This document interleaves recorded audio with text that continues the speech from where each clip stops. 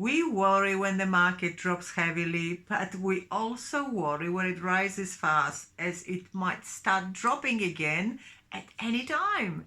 This is exactly what I see now. Some people worry that it has been too much of the fast ride of the stock recovery, so the sentiment may change at any time, and others worry that they missed out again and by not investing early enough. You gotta love this investing environment. So let's talk. Should we worry and run away, or should we keep on investing?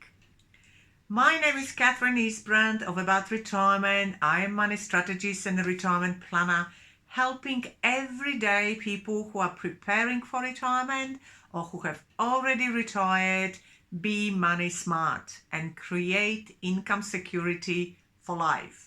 And today we are talking about incredible rebound in Australian market since coronavirus crash in March 2020. The month of March will be forever known as the coronavirus crash, with markets around the world dropping dramatically and Australian market reducing its value by over 30%.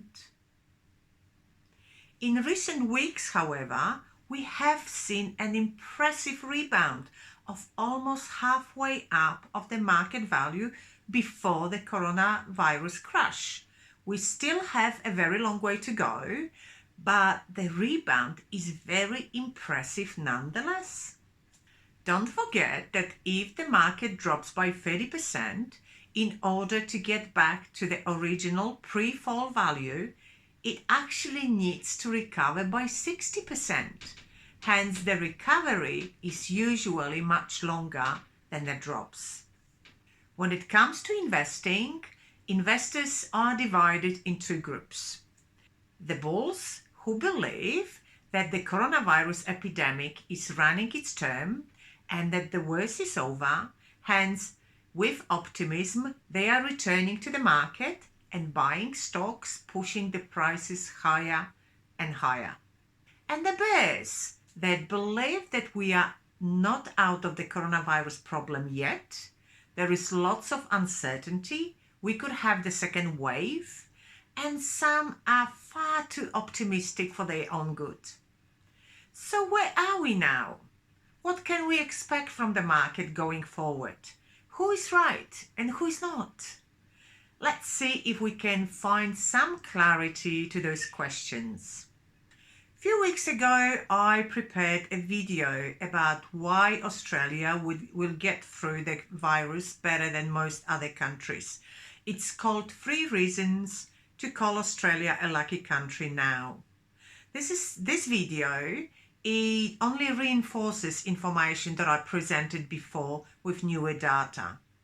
This video, however, is not a recommendation, but rather a general information of the state of our market and why a specific behavior is likely to occur for you to be able to decide who is right, bulls or bears, and what you should be doing going forward.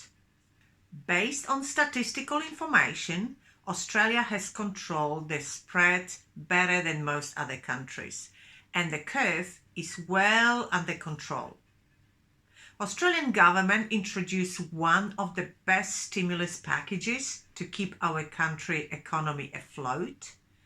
Our economy is opening up. We see easing lockdowns around the world. China, who is our biggest trading partner, is now working back at 90% capacity. Unfortunately, immediately you can see negative effects it has on the quality of air and rising pollution over China. The market has already included all the earning downgrades of companies listed on stock exchange. Therefore, it no longer has impact on share pricing. Remember then, the market is always looking forward, often 12 months ahead. Therefore, all the corporate bad news has already been included in pricing of stocks. Those are the reasons why so many big fund managers, super funds, and big investors are returning and buying Australian stocks, with many starting to have an overweight position in Australian equities. One could argue that this is an overly optimistic behavior, as the second wave may hit any country at any time.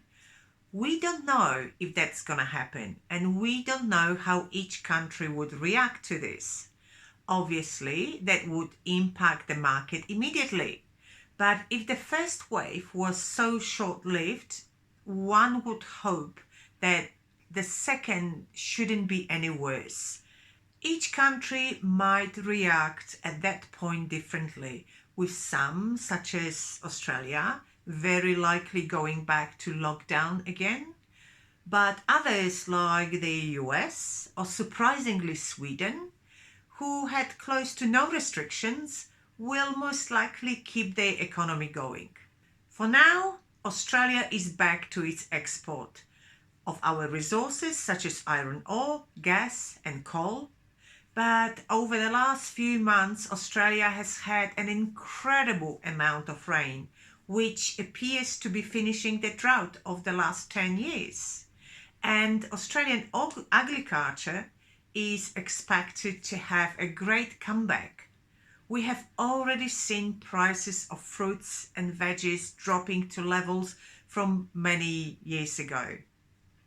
So to sum up, markets are volatile, but with a bit of extra knowledge and research, investors are able to take actions with risk reduction by understanding what has been happening, why it has been happening, and what tomorrow might bring.